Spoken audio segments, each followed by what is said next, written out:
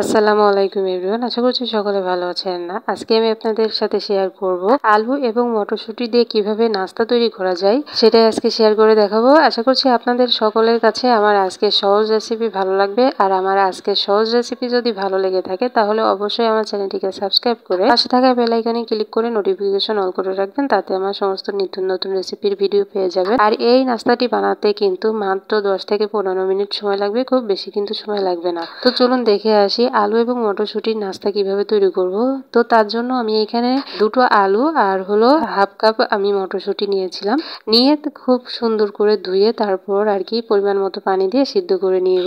তো আলু এবং মটরশুঁটি যখন সিদ্ধ হয়ে যাবে তখন আমি অফ ক্যামেরায় আর কি মটরশুঁটিটা বেটে নিয়েছি আর হলো আলু গ্রেট করে নিয়েছি। তবে আপনারা ব্লেন্ডারেও কিন্তু আলু এবং মটরশুঁটিটা ব্লেন্ড করে নিতে পারেন। তো দেখতে পাচ্ছেন আলু মটরশুঁটি আমি খুব সুন্দর করে ম্যাশ করে নিয়েছি। আর এখানে দুটো শুকনো মরিচ নিয়েছি। শুকনো মরিচটা আমি একটু 1 টিস্পুন লবণ দিয়ে তারপর আর কি মরিচটাকে আর কি ভেঙে নিব আর কি। তো মরিচটা যখন ভাঙা হয়ে যাবে লবণের সঙ্গে তখন আমি এখানে দিয়ে দিচ্ছি হাফ কাপ পেঁয়াজ কুচি, 5 থেকে 6টার মতো কাঁচা মরিচ একটু ছোট ছোট করে নিয়েছি। তারপরে দিয়েছি হলো মৌরি 1 টিস্পুন, 1 টিস্পুন গোটা জিরা আর হলো 1 টিস্পুন টেস্টি সল্ট। এগুলো দিয়ে খুব সুন্দর করে হাত দিয়ে মেখে নিতে হবে।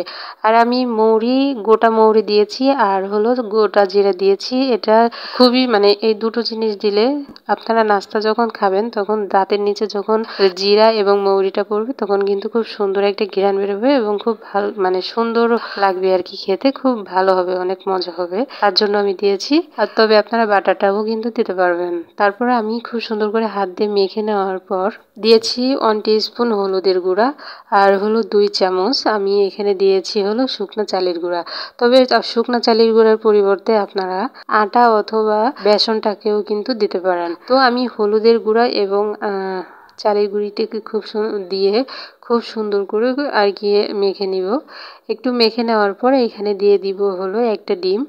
ডিমটা অবশ্যই দেওয়ার চেষ্টা করবেন। ডিমটা দিলে নাস্তাটি ফুলতে সাহায্য করবে।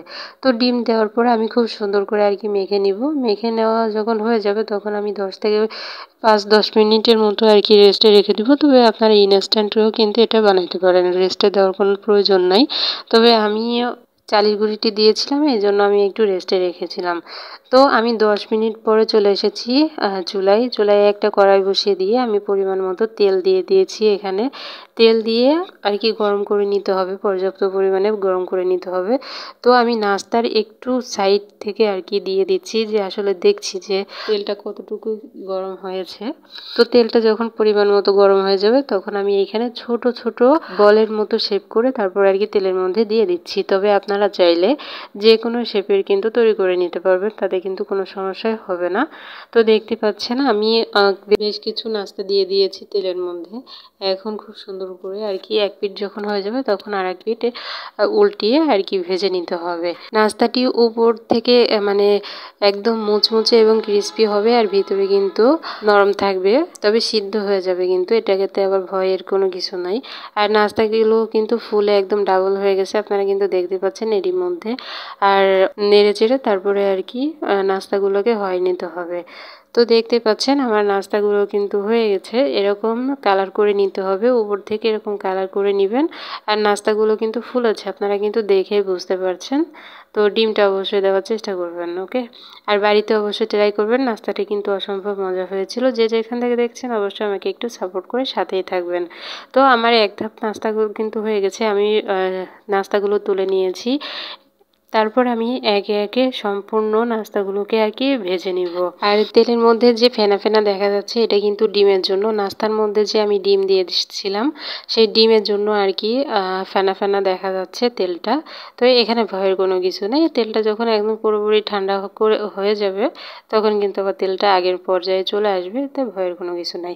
তো আমি একে একে নাস্তাগুলো তৈরি করে তারপরে আপনাদেরকে দেখিয়ে দিচ্ছি। তো দেখতে পাচ্ছেন নাস্তাগুলো কিন্তু আমার ভাজা হয়ে গেছে। আর দেখতেই পাচ্ছেন মাশাআল্লাহ কতটা সুন্দর দেখা যাচ্ছে। আর এখানে আপনারা সসের সাথে কিন্তু পরিবেশন করতে পারেন, অথবা এখন তো মানে রমজান মাস চলে এসেছে, আপনারা কিন্তু ইফতারির জন্য মানে এরকম সুন্দর একটি আইটেম কিন্তু রাখতে পারেন, যেটা মুড়ি মাখার সঙ্গে কিন্তু ভীষণ ভীষণ মজা লাগবে। বাড়িতে অবশ্যই ট্রাই করতে পারেন। আর এখন যেহেতু আমি মুড়ি মাখা খাচ্ছি না, এই জন্য আমি একটু সসের সাথে আর কি পরিবেশন করলাম। তো আপনারা দেখতে পাচ্ছেন ভিতরটাও কিন্তু খুব সুন্দর হয়েছে। ভিতরে কিন্তু একদম মানে কাঁচা নাই, উপরে একদম মানে ক্রিসপি মুচমুচে হয়েছে, আর ভিতরটা কিন্তু নরম হয়েছে। আপনারা কিন্তু বাড়িতে অবশ্যই ট্রাই করবেন। আর আমার আজকের রেসিপি কেমন লাগলো অবশ্যই কমেন্টস করে জানাবেন। মূলত আমার আজকের রেসিপি এতটুকু। সবাই অনেক ভালো থাকবেন, সুস্থ থাকবেন, আর রমজানেরও অনেক অনেক শুভেচ্ছা সবাইকে। আমার পরবর্তী ভিডিও দেখার আমন্ত্রণ জানিয়ে আজ এখানে বিদায় নিচ্ছি। আল্লাহ হাফেজ।